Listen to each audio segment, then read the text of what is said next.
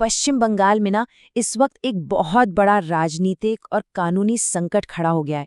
आज हम यही समझने की कोशिश करेंगे कि आखिर ऐसी क्या नौबत आ गई कि कलकत्ता हाईकोर्ट को एक ऐसा कदम उठाना पड़ा जिसने पूरे देश का ध्यान अपनी ओर खींच लिया है। और ये बहुत गंभीर है। सच पूछिए तो यही सवाल इस पूरे मामले के बिल्कुल केंद्र में है कि जब व्यवस्था चरमरा जाती है तो हमारी न्यायपालिका की भूमिका आखिर क्या होती है। चलिए इसी सवाल के इर्द गिर्द इस पूरे मामले को समझते हैं। तो चलिए कहानी की शुरुआत करते हैं बंगाल में खड़े हुए इस बड़े संकट से, जिसने वहां के शासन प्रशासन पर कई गंभीर सवाल खड़े कर दिए हैं। और इस पूरे मामले में जो सबसे बड़ी खबर निकल कर आई वो ये है। सोचिए, एक हाईकोर्ट राज्य सरकार को साइड में रखकर सीधे सेंट्रल फोर्सेस को बुलाने का आदेश दे रहा है। ये अपने आप में एक बहुत ही असाधारण, एक एक्स्ट्राऑर्डिनरी घटना है। यह हमें बताता है कि हालात वाकई में कितने गंभीर हैं। अच्छा, तो अब सवाल ये उठता है कि मुर्शिदाबाद में आखिर ऐसा क्या हो रहा था। थोड़ा पीछे चलते हैं और ये समझते हैं कि इस संकट की असल जड़ क्या थी। वो कौन सी वजह थी जिनके कारण अदालत को इतना बड़ा दखल देना पड़ा। देखिए, इस पूरे बवाल की जो जड़ है ना, वो है केंद्र सरकार का एक कानून, वक्फ संशोधन अधिनियम 2025। इसी कानून के कुछ प्रावधानों के खिलाफ मुर्शिदाबाद में जोरदार विरोध प्रदर्शन शुरू हुआ, जो धीरे धीरे करके कंट्रोल से बाहर होता चला गया। और यहाँ देख सकते हैं कि कैसे देखते ही देखते हालात बेकाबू हो गए। जो प्रदर्शन शुरू हुए थे वो अचानक से भयानक हिंसा में बदल गए। आगजनी हुई, पत्थरबाजी हुई और झड़पें हुईं। रिपोर्ट्स के मुताबिक संपत्ति का बहुत भारी नुकसान हुआ और दुख की बात यह है कि कुछ लोगों की जान भी चली गई। प्रशासन ने इंटरनेट बंद करने जैसे कदम भी उठाए, लेकिन उपद्रव थमा नहीं।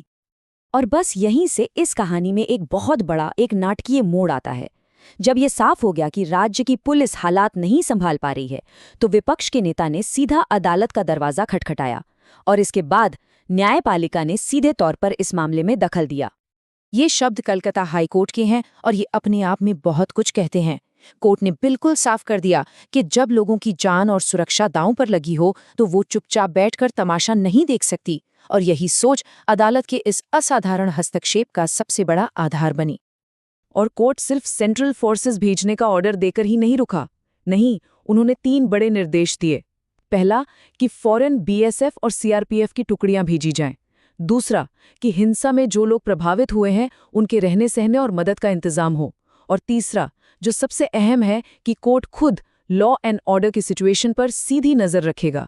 मतलब ये एक बहुत बड़ा और व्यापक हस्तक्षेप था। तो अब इस फैसले से एक नया संवैधानिक और राजनीतिक संघर्ष पैदा हो गया है। एक तरफ राज्य सरकार है और दूसरी तरफ अदालत। सवाल ये है कि क्या ये न्यायपालिका द्वारा अपने अधिकार क्षेत्र से बाहर जाकर लिया गया फैसला है या फिर ये उस वक्त की मांग थी। अब देखिए, ये जो टकराव है ना, ये हमारे फेडरल स्ट्रक्चर यानी संघीय ढांचे के लिए बहुत अहम है। हमारे संविधान के हिसाब से लॉ एंड ऑर्डर जो है वो स्टेट लिस्ट का सब्जेक्ट है। इसका मतलब कानून व्यवस्था बनाए रखने की पहली जिम्मेदारी राज्य सरकार और उसकी पुलिस की होती है। लेकिन यहाँ पर हाईकोर्ट ने सीधे केंद्रीय बलों को तैनात करके उस भूमिका में कदम रखा जो आमतौर पर राज्य सरकार के लिए होती है। तो इसका सीधा सीधा मतलब क्या निकलता है? मतलब ये है कि ये आदेश कहीं न कहीं राज्य पुलिस और सरकार में अदालत के भरोसे की कमी को दिखाता है। जब अदालत को ये लगने लगता है कि राज्य अपनी संवैधानिक जिम्मेदारी निभाने में नाकाम हो रहा है, तभी वो इस तरह के असाधारण कदम उठाती है। और जाहिर सी बात है, जैसे ही ये फैसला आया, इसका पॉलिटिकल असर भी तुरंत दिखने लगा। विपक्ष इसे राज्य सरकार की एक बहुत बड़ी नाकामी बता रहा है और अपनी जीत का दावा कर रहा है।